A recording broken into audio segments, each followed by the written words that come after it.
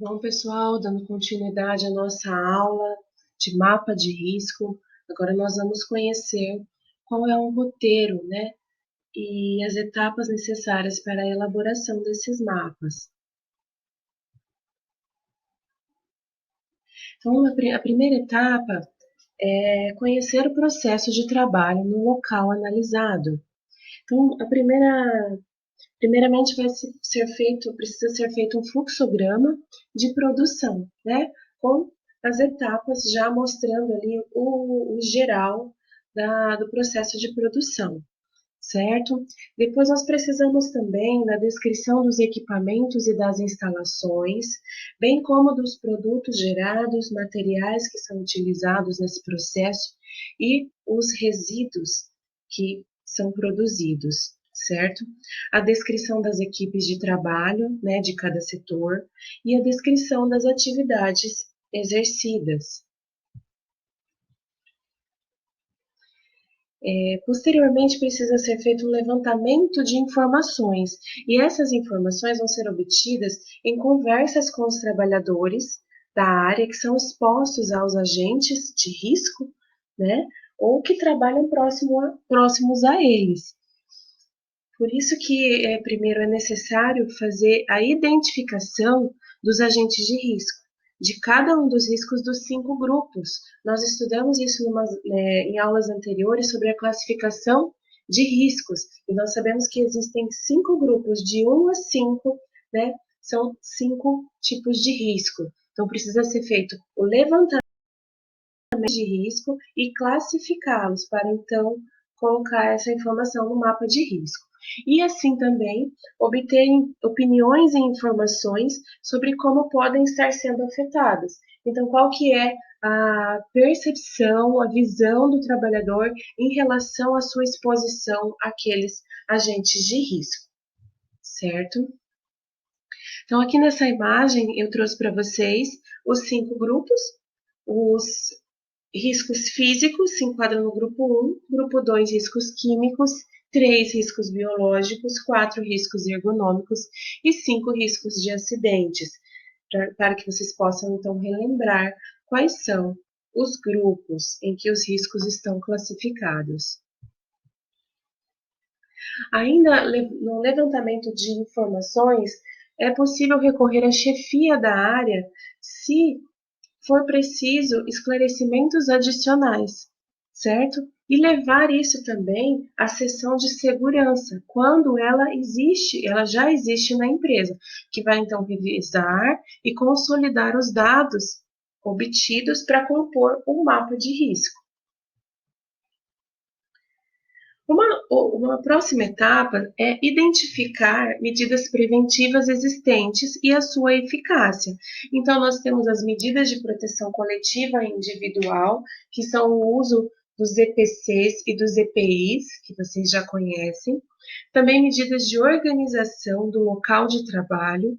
E ainda, por último, as medidas de higiene e conforto, como banheiro, vestiário, áreas de lazer, refeitórios, que precisam estar presentes nesses locais de trabalho para assegurar, né, a qualidade do trabalho e também qualidade da vida do funcionário, quando está exercendo sua função.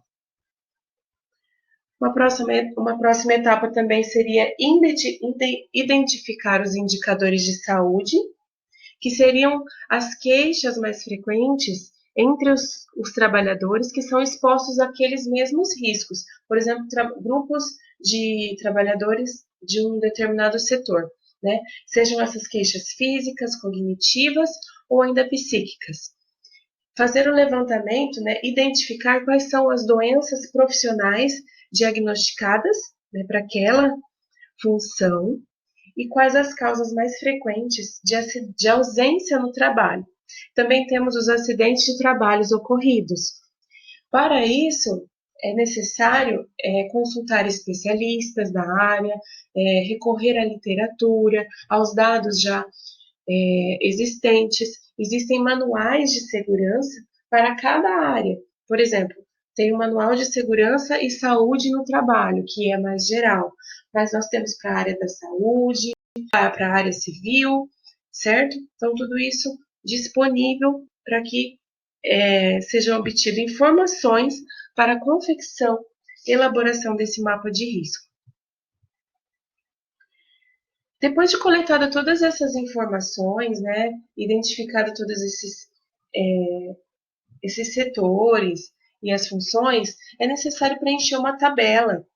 E essa tabela, ela vai sintetizar o quadro de condições de trabalho do processo de produção que foi analisado. E o seu preenchimento, isso é muito importante, ele deve ser feito com a participação dos trabalhadores dos locais estudados. É imprescindível a participação dos trabalhadores, porque são eles que estão expostos, eles que convivem com os riscos e eles que vão contribuir, então, para a confecção desse mapa.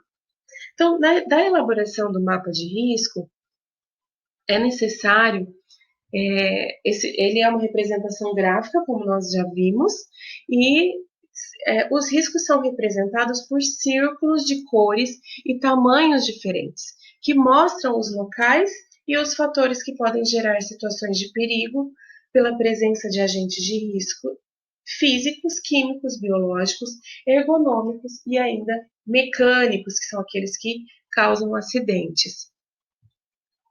Aqui nesse quadro nós temos então a representação dos tamanhos, são 3 tamanhos diferentes, onde o menor tamanho representa risco leve, o tamanho intermediário desse círculo, risco médio, e por último, o maior círculo, um risco elevado.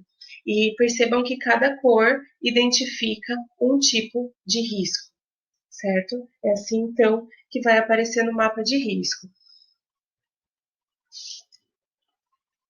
Aqui eu trouxe essa imagem para que vocês possam, então, terem um exemplo do que seria o mapa de risco. Nós temos uma legenda que identifica, né, o tamanho do círculo com o grau de risco e identifica o tipo de risco pelas cores, como eu mencionei anteriormente. Certo? E bem como também vocês podem reparar aqui no canto esquerdo, nós temos também as orientações da CIPA e do SISMET, que são as medidas preventivas que precisam ser tomadas em cada local. Reparem também que eu tenho círculos aqui com mais de uma cor. O que isso significa? Significa que nesse setor, nessa área, eu tenho o trabalhador está exposto a mais de um tipo de risco, certo? Então eles são representados no mesmo círculo, então não precisa ser colocado diversos círculos na mesma área, e sim colocar cores diferentes de maneiras proporcionais dentro do mesmo círculo, certo? Então, após a elaboração desse mapa, ele vai ser discutido e caso ele seja aprovado pela CIPA, o mapa de risco, então, ele vai ser fixado no local de trabalho em que todos tenham acesso, no local visível, para que todos possam consultar quando necessário. Ok, pessoal? Muito obrigada. Essa é a nossa aula de hoje. Espero ter ajudado com esses vídeos. Nós temos mais materiais, temos as perguntas também no nosso fórum e eu conto com a participação de vocês. Até a próxima.